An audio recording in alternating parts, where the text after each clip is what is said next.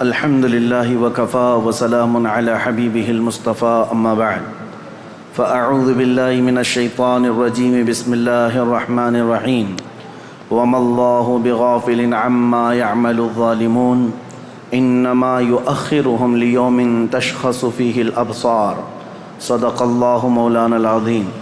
بارگاہ رسالت مآب صلی اللہ تعالیٰ علیہ وسلم میں درود پاک کا ہدیہ پیش کریں۔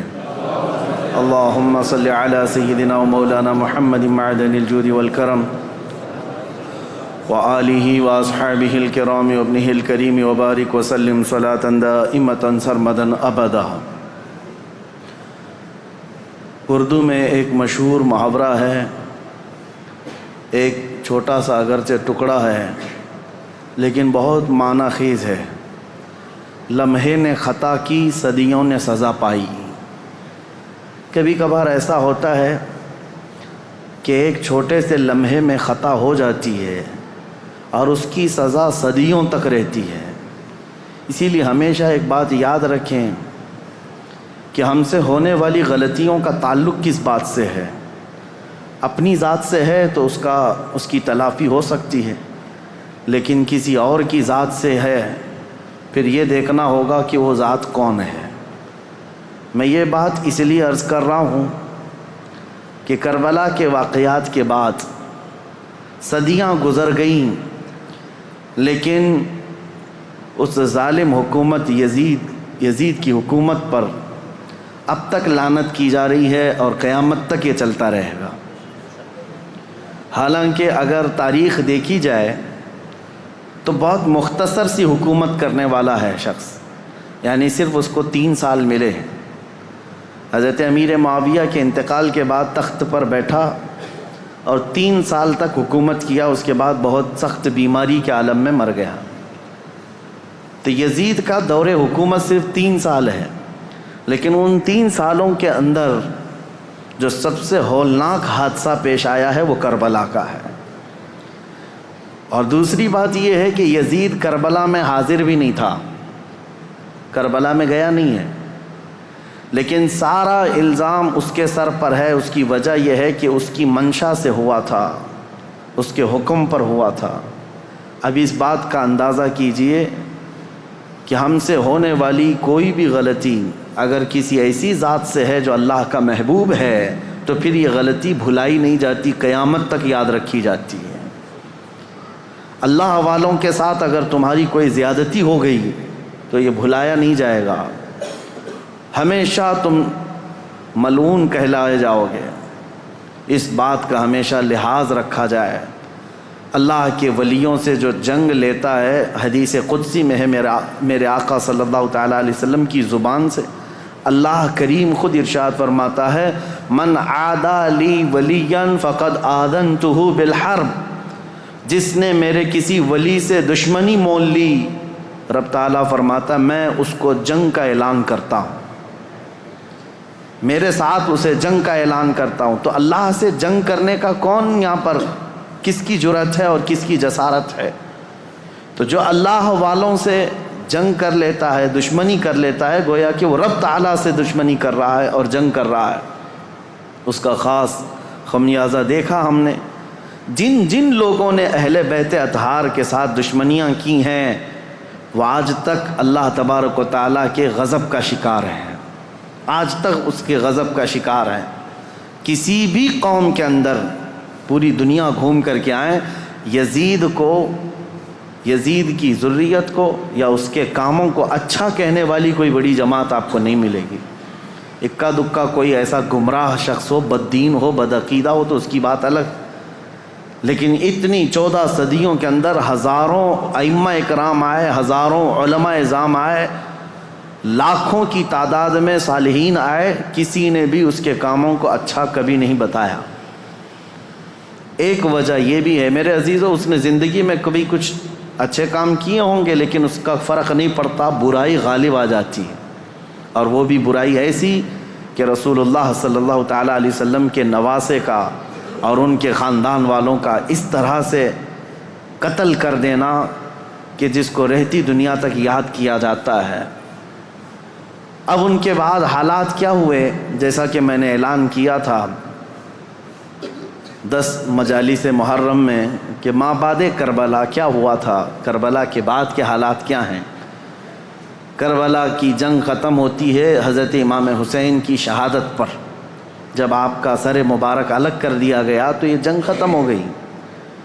جشن منایا یزیدیوں نے، تقریباً 22,000 کا جو لشکر تھا اس میں کئی مرے بھی تھے، لیکن جلد بازی میں سارے جتنے بھی شہداء تھے سب کو ادھر ادھر بکھیر دیا گیا، لیکن چند سروں کو انہوں نے جمع کیا، خاص طور پر مولا امام حسین رضی اللہ تعالیٰ عنہ کا سر، کیونکہ دلیل کے طور پر انہیں یہ لے کر کے جانا تھا یزید کے دربار میں کہ دکھایا جائے کہ ہماری جنگ بھی ہوئی اور ہم نے کاٹ بھی دیا ہے، ختم کر دیا ہے۔ کبھی کبھار انسان حیوانیت کا شکار ہو جاتا ہے اور اتنا گرتا ہے کہ جانور بھی ایسا نہیں کرتے۔ اسی لیے امام غزالی کی وہ بات یاد رکھو کہ انسان کی 3 قسمیں ہیں، کبھی افضل ہو جائے تو فرشتوں سے بھی افضل بنتا ہے، اور کبھی نیچے گر جائے تو یہ جانوروں سے زیادہ ذلیل ہو جاتا ہے۔ جانور اپنی برادریوں میں سے کسی کا ایسا بہشکار یا ایسا قتل نہیں کرتے جیسا انسان انسانیت کا کرتا ہے، انسانوں کے ساتھ کرتا ہے۔ تو بہرحال جس نبی کا کلمہ پڑھتی تھی یہ جماعت، اس نبی کے اس نواسے کو جس کو رسول اللہ بے حد محبت کرتے تھے اور جس کے متعلق یہ فرمایا تھا کہ یہ جنتی جوانوں کا سردار ہے، اس کو کاٹ کر کے لے جا رہے ہیں، سر بھی لے کر کے جا رہے ہیں ساتھ میں۔ اور جب کربلا سے نکل کر کے یہ سب سے پہلے آئے تھے کوفہ کی سرزمین، یہیں تو امام حسین کو بلایا گیا تھا کہ آپ آ جائیے، یہاں سے آپ کو امیر المومنین منتخب کیا جائے گا۔ اسی کوفہ میں امام حسین کا سر لایا گیا تھا۔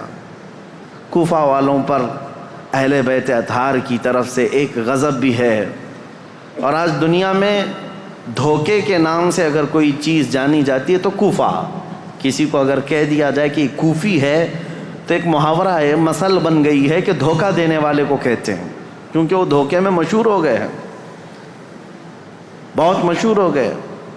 تو کوفہ میں جب سر لایا گیا تو لوگوں کا ایک تانتا بند گیا دیکھنے کے لیے، اور عبید اللہ بن زیاد جو وہاں کا گورنر تھا اس کے پاس سر رکھا گیا تو اس نے اس کی بے حرمتی بھی کی، کہا حسین اگر تم یہاں نہ آتے تو تمہارے ساتھ یہ نہ ہوتا۔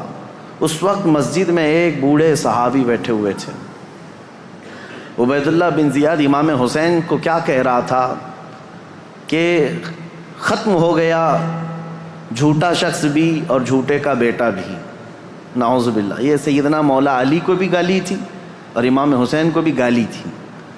صحابی رسول کو برداشت نہ ہوا، 80 سال کی عمر کے تھے، مسجد میں کھڑے ہو گئے، کہا وہ ابن مرجانہ، اس کی ماں کا نام مرجانہ تھا، اس کے باپ سے لوگ جب کسی کو عربی میں گالی دی جاتی تھی تو ماں کا نام لے کر کے کہتے کہ باپ کا پتہ ہی نہیں۔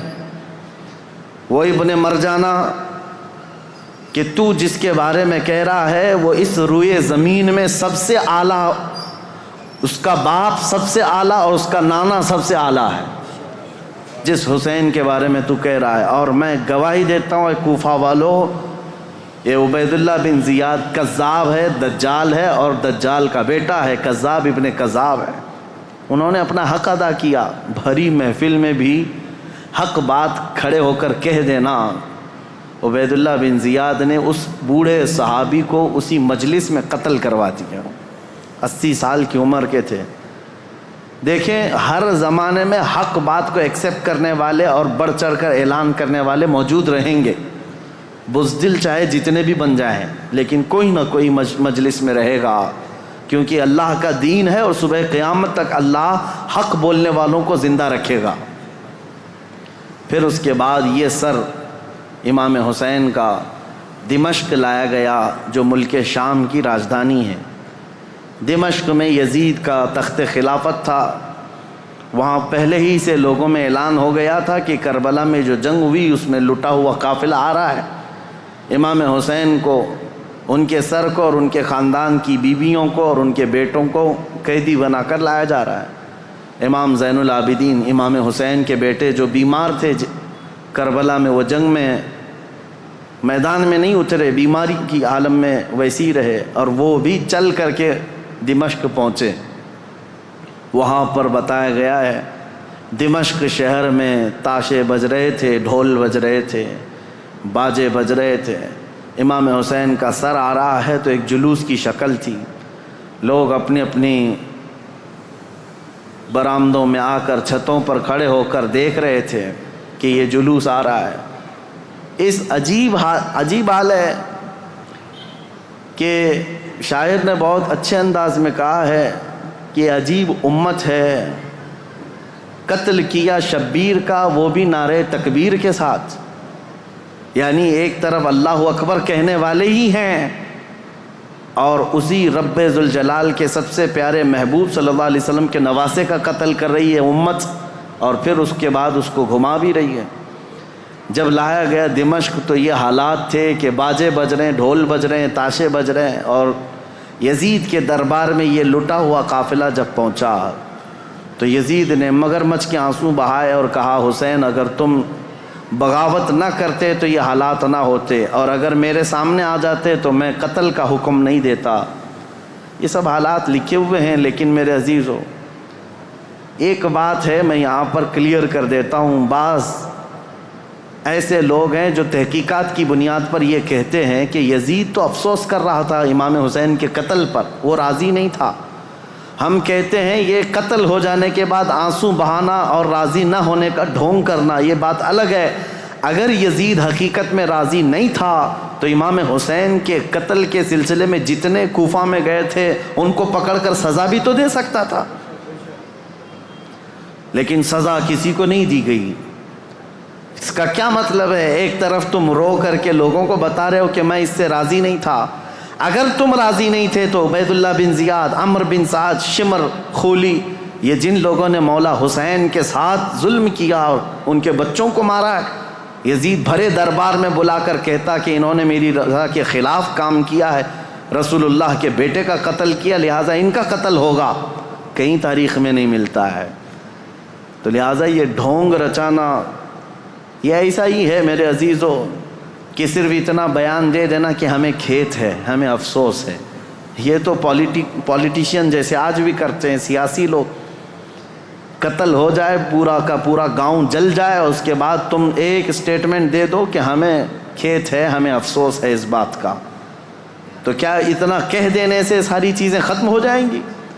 اسی لیے میں نے تقریر کی شروع میں ہی کہا لمحے نے خطا کی صدیوں نے سزا پائی، کبھی ایک لمحہ خطا ہو جاتی ہے اور اس کی سزا قیامت تک قائم رہتی ہے۔ یہی یزید نے کیا، 3 سالہ دور تھا اس کا، صرف تاریخ میں موجود ہے، اس کی حکومت صرف 3 سال چلی، لیکن ان 3 سالوں کے اندر جو اس نے ہولناک یہ حادثہ کیا ہے تو اس کی مذمت اور اس کی وجہ سے اس پر لعنت یہ صدیوں تک جاری رہے گی۔ امام حسین کا سر مبارک جب آیا وہاں پر تو عجیب حالات تھے، کچھ صحابہ بھی وہاں موجود تھے، انہوں نے یہ روایت بھی بیان کی ہے۔ دمشق کے دربار میں جب امام حسین کا سر لایا گیا اس وقت سیدہ زینب رضی اللہ تعالی عنہا نے ایک خطبہ دیا تھا وہاں یزید کے دربار میں، پردے میں تھیں لیکن انہوں نے حالات بیان کیے تھے، وہ کرب ہے، وہ درد ہے ان کے خطبے میں، انہوں نے جھنجھوڑ رکھا تھا، حتیٰ کہ جو یزیدی دربار میں کھڑے تھے وہ بے اختیار رونے لگ گئے تھے، چاہے جیسا بھی پتھر دل ہو لیکن پگھل گیا تھا۔ تو یزید نے یہ دیکھا کہ ہمارے یہاں پر حالات خراب نہ ہو جائیں، اس نے یہ سارا نظام بند کروا دیا، لوگوں کو باہر کروا دیا۔ تو امام حسین کے سر کو بار بار وہ چھڑی لگا کر بات کرتا تھا، اور اس کے بعد تاریخ میں یہ موجود ہے کہ امام حسین رضی اللہ تعالیٰ عنہ کا سر مبارک، اس میں روایات میں اختلاف ہے، بعض نے کہا امام زین العابدین کے ساتھ مدینہ طیبہ لایا گیا، بعض میں شہر عسقلان میں رکھا گیا جو ملک شام کا ایک علاقہ ہے، تہخانے میں رکھا گیا تھا، اور تقریباً 450 سال کے بعد وہاں سے مصر لایا گیا قاہرہ میں۔ قاہرہ میں آج بھی امام حسین کا سر مبارک دفن ہے، جو وہاں کی تحقیقات ہیں وہ جہاں پر بھی ہے، لیکن ایک بات تو طے ہے، اللہ تبارک و تعالیٰ نے ان کے متعلق فرمایا ہے کہ ان کو مردہ نہ کہو، وہ جہاں ہیں زندہ ہیں، شہید ہیں۔ اب جب مدینے یہ قافلہ آیا تو بڑا غمگین ماحول تھا پورے مدینے کا، مدینے والوں کو پہلے سے خبر تھی۔ حضرت ام سلمہ رضی اللہ تعالیٰ عنہ میرے آقا صلی اللہ علیہ وسلم کی ایک زوجہ ہیں، حضور کی بیوی۔ ایک مرتبہ حضور اکرم صلی اللہ تعالیٰ علیہ وسلم بیٹھے ہوئے تھے، اچانک آپ کی آنکھوں میں آنسو آئے۔ حضرت ام سلمہ نے پوچھا یا رسول اللہ صلی اللہ علیہ وسلم یہ آنسو کس بات کے؟ کہا کہ مجھے جبرائیل نے آ کر یہ خبر دی ہے کہ میرے اس لخت جگر فاطمہ کے بیٹے کو میری امت شہید کر دے گی، مار ڈالے گی۔ مجھے اس بات کا قلق ہے، دکھ ہے، اور جبرائیل نے ایک شیشی میں مجھے مٹی لا کر کے دی وہ اس کربلا کے میدان کی، اور وہ حضرت ام سلمہ کو دے دیا۔ حضور نے کہا کہ یہ شیشی سنبھال کر کے رکھنا، جس دن دیکھنا کہ اس کی مٹی لال ہو گئی تو سمجھ لینا کہ میرا بیٹا شہید ہو گیا۔ تو حضرت ام سلمہ رضی اللہ تعالیٰ عنہ اس وقت موجود تھیں، باحیات تھیں، رسول اللہ صلی اللہ علیہ وسلم کی زوجہ۔ وہ کہتی ہیں کہ وہ شیشی میں نے رکھی تھی، اور جس دن یہ کربلا کا واقعہ پیش آیا اس دن انہوں نے خواب بھی دیکھا حضور صلی اللہ تعالیٰ علیہ وسلم کو کہ نبی کریم صلی اللہ تعالیٰ علیہ وسلم گرد و غبار جھاڑتے ہوئے اپنے لباس کو جھٹکتے ہوئے تشریف لا رہے ہیں۔ تو حضرت ام سلمہ نے حضور کو خواب میں دیکھ کر پوچھا یا رسول اللہ صلی اللہ تعالیٰ علیہ وسلم کون سے لمبے سفر سے آپ تشریف لا رہے ہیں کہ گرد و غبار آپ جھاڑتے ہوئے تشریف لا رہے ہیں؟ میرے آقا صلی اللہ تعالیٰ علیہ وسلم نے فرمایا ام سلمہ میری امت کے اشقیاء نے میرے بیٹے کو اور میرے خاندان کو کاٹ دیا، قتل کر دیا کربلا کے میدان میں۔ ان کی سب کی لاشیں میں جمع کرتا کرتا سب کو دیکھتا ہوا وہاں سے آ رہا ہوں، کربلا کے میدان سے تھکا ہوا۔ حضرت ام سلمہ کہتی ہیں کہ میں گھبرا گئی، یہ خواب دیکھی تھی رات کو۔ صبح وہ جلدی اٹھتی ہیں، یہ عاشورہ کا دن تھا۔ وہ فرماتی ہیں کہ میں جلدی سے جا کر اس شیشی کو یاد کرتی ہوں جو میرے آقا صلی اللہ علیہ وسلم نے مجھے زندگی میں دیا تھا، وہ ویسی سنبھالی رکھی ہوئی تھی۔ جا کر دیکھا تو اس شیشی کے اندر مٹی نہیں، پورا خون جمع تھا۔ حضرت ام سلمہ کہتی ہیں میں نے مدینے والوں کو اسی دن اطلاع دے دی کہ اے اہل مدینہ رسول اللہ کا بیٹا شہید ہو گیا۔ اس وقت کوئی ٹیلی گرام نہیں تھا اور نہ ہی کوئی ایسی تیز خبریں لانے والا انٹرنیٹ یا موبائل یا فون کا سسٹم تھا، مواصلات تو نہیں تھے۔ خبریں جو آتی تھی کوئی قاصد خبر لے کر کے آتا تب پتہ چلتا، وہ بھی خبریں کبھی 8 دن کے بعد 10 دن کے بعد پہنچتی تھی۔ لیکن مدینے والوں کو اسی دن خبر پہنچ گئی تھی کہ امام حسین کا قتل ہو گیا۔ یہ حضرت ام سلمہ نے خبر دی تھی۔ مدینے والوں نے آ کر کے پوچھا کہ یہ حالات ایسے ہو گئے۔ اس کے بعد پھر اس دن سے لے کر ہر دن مدینے والے انتظار میں رہتے کہ رسول اللہ کا یہ خاندان اہل بیت کب یہ واپس مدینے آئیں گے۔ تو ملک شام سے وہ لوگ واپس جب مدینے آ رہے تھے تو پورا مدینہ باہر نکل گیا تھا، پورا مدینہ باہر نکل گیا تھا، اور وہاں پر جو بچی ہوئی عورتیں تھیں سیدہ زینب اور امام حسین شہید کربلا کی 2 بیویاں جو بیوہ ہو گئیں، اور امام زین العابدین اور امام حسن کے 2 بیٹے، چھوٹا سا ایک قافلہ واپس مدینے آ رہا تھا۔ تو مدینے والے کہتے ہیں جیسے ہی وہ قافلہ مدینے کے اندر آیا تو لوگوں کی ایسی چیخیں بلند ہو گئیں، لوگ دیکھتے رہ گئے، کیونکہ رسول اللہ کے گھر کے کچھ افراد مدینے میں ابھی بھی موجود تھے۔ حضرت بی بی صغرا اور امام حسین کی اور ایک بیوی یہاں پر موجود تھی۔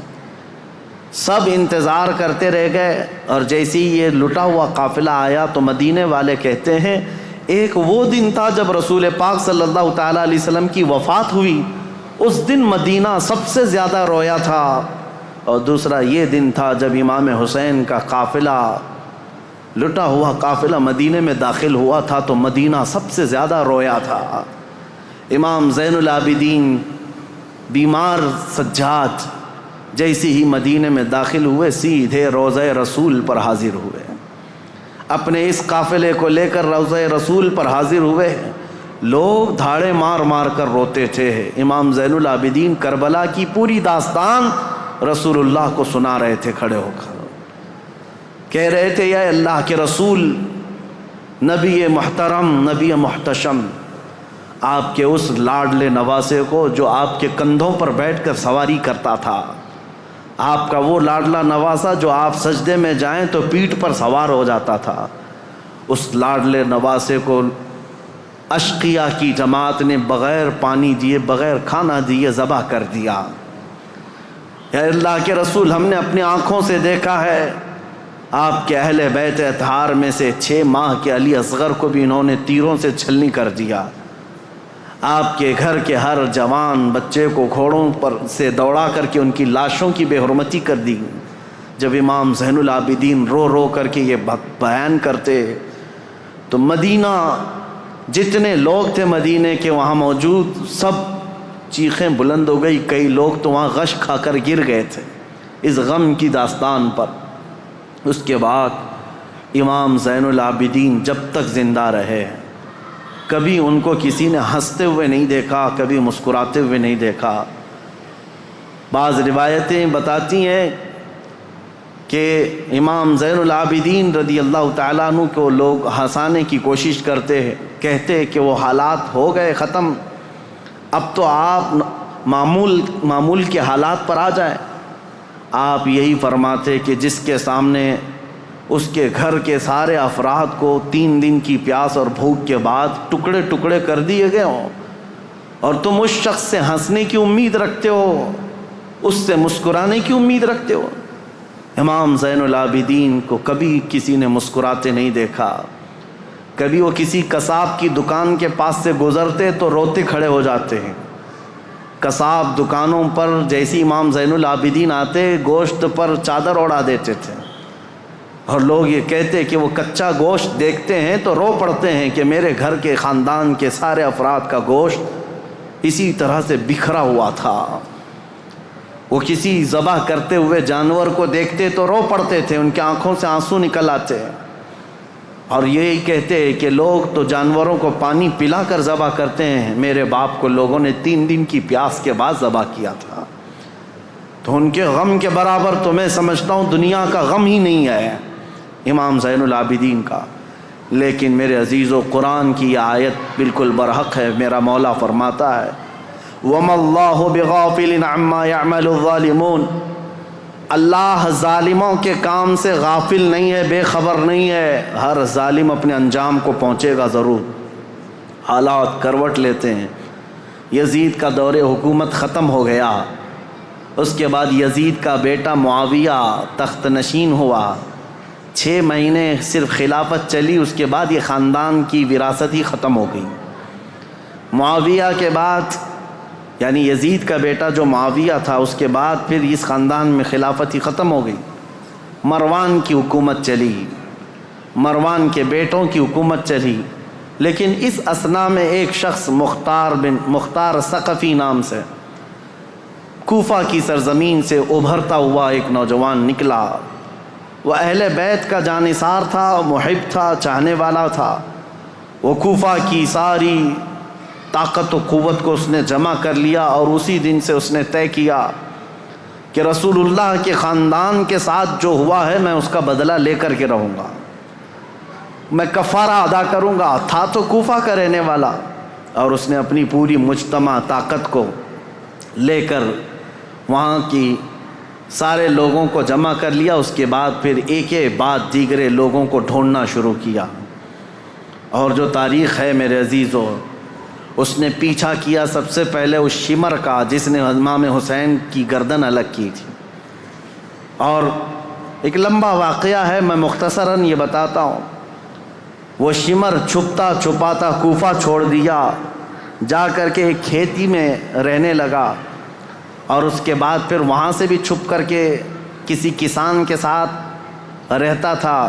لیکن مختار ثقفی نے قسم کھا لی تھی کہ ہر اس شخص کو میں قتل کروں گا جو کوفہ سے نکل کر کربلا کے میدان میں امام حسین کے مقابل میں گیا تھا، اور جتنے گئے ہوئے تھے ان کو چن چن کر کے وہ قتل کرتا گیا، مارتا گیا۔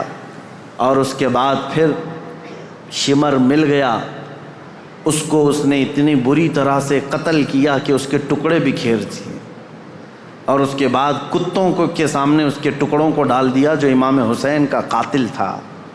پھر خولی بن یزید تھا ایک شخص، اور ایک شخص تھا جو امام حسین کے جسم اقدس پر پیر رکھ کر کے ان کو گرایا تھا، وہ تو پہلے ہی مر گیا۔ تو مختار ثقفی نے کہا کسی بھی کوفی کو مرنے کا بھی حق نہیں ہے بغیر سزا لیے ہوئے۔ اس نے اس کی قبر کھدوا دی اور اس کے بعد اس کی لاش کو جلوا دیا، کہا یہ عبرت ہے لوگوں کے لیے۔ اور اس کے بعد عبید اللہ بن زیاد جو گورنر تھا، اس کی جنگ ہو گئی ابراہیم ایک اور گورنر بصرہ کے گورنر کے ساتھ، اور وہ حاوی ہو گیا، عبید اللہ بن زیاد کی فوج ماری گئی۔ پھر عبید اللہ بن زیاد گرفتار ہو کر کے آیا تو مختار ثقفی گیا اور کہا کہ یہ شخص میرے حوالے کرو، یہی ہے پورے کربلا کی داستان کا اصل مجرم۔ کوفہ کا گورنر بن کر کے آیا، امام مسلم کو قتل کیا، ہانی بن عروہ کو قتل کیا، اور اسی نے بھیجا تھا کربلا میں۔ پھر عبید اللہ بن زیاد کو اس نے گرفتار کر کے چوراہے پر کھڑا کیا، اور اس کے بعد اس کے ساتھ بھی وہی حشر ہوا میرے عزیزو، جس کو بیان نہیں کیا جا سکتا، کہ وہ موت مانگتا تھا لیکن کوئی اس کو وہاں پر مکمل قتل کرنا بھی نہیں چاہتا تھا۔ اور مختار ثقفی اس کی انگلی کاٹتا اور اس کے بعد کہتا کہ درد کیسا لگتا ہے، کبھی اس کا کان کاٹتا اور کہتا درد کیسا لگتا ہے، تو نے رسول اللہ کے چھوٹے چھوٹے بچوں کو قتل کیا، آج تیری انگلی کٹنے پر تو گوارا نہیں کر پاتا، برداشت نہیں کر پاتا۔ اس حسین ابن علی نے کیسے گوارا کیا ہوگا جب 6 مہینے کے بچے کی گردن میں تم نے تیر ڈال دیا تھا۔ کئی دنوں کی اس مشقت کے بعد عبید اللہ بن زیاد کو بھی قتل کر دیا گیا، ختم ہو گئے، اور جتنے گئے ہوئے تھے عمرو بن سعد سب مارے گئے، ایک بھی نہیں بچا۔ یہاں تک کہ یہ سلسلہ تقریباً 3 یا 4 سال تک چلا۔ مختار ثقفی کو جتنے لوگوں کی لسٹ تھی اس نے ایک بندے کو بھی نہیں چھوڑا۔ اسی لیے یہ تاریخ میں بات رقم ہے کہ کربلا کے میدان میں جتنے بھی مقابل میں آئے تھے، عبید اللہ بن زیاد کی اگوائی میں آنے والی یہ پوری جماعت 22,000 کی، ان میں سے ایک شخص بھی نہیں بچا، اور تاریخ میں ساتھ یہ بھی لکھا گیا ہے ان میں سے کسی ایک کی نسل بھی نہیں چلی، کسی ایک کی نسل بھی نہیں چلی۔ اب یہاں دیکھیے تاریخ کا کیسا عجیب منظر ہے، 22,000 ختم ہو گئے 4 سال کے اندر اور نسل بھی نہیں چلی، اور امام حسین کے ٹکڑے کر دیے گئے لیکن نسل 14 صدیوں سے اب بھی چل رہی ہے، اب بھی چل رہی ہے۔ حسینی سادات ہر جگہ موجود ہیں میرے عزیزو۔ اسی لیے میرا رب تعالیٰ فرماتا ہے اللہ تعالیٰ ظالموں کے کام سے بے خبر نہیں ہے، اور جب اللہ انتقام لیتا ہے تو پھر تمہاری نسلیں بھی ختم ہو جاتی ہیں۔ اسی لیے ہمیشہ اس بات کا خیال رکھیں کہ ہم سے ہونے والی خطائیں غلطیاں اگر اس کا تعلق اللہ کی کسی محبوب بندے سے ہے تو پھر قیامت تک تم پر لعنت برسائی جائے گی۔ کبھی ہرگز ایسا کام ہونے نہ پائے کہ تم سے زیادتی ہو گئی ہو اور وہ بھی کسی اللہ والے کے ساتھ، ورنہ اللہ انتقام لے گا، اللہ انتقام لے گا۔ آپ یہ مت سمجھ کر کے چلیں کہ صرف ایک کربلا ہو گیا اور ایک یزید تھا ایک حسین تھے اور پھر معاملات نہیں، ہر دور میں یہ معاملات ہوتے ہیں۔ آج بھی آپ کو یہی نصیحت کر رہا ہوں کہ کبھی تمہاری طرف سے کسی ایسی شخصیت کو تکلیف نہ پہنچاؤ جو اللہ والا ہے، اللہ کا محبوب بندہ ہو، ورنہ ہوگا یہ کہ اس کا انتقام اللہ لے گا، اللہ کی طرف سے ہوگا۔ ایک مشہور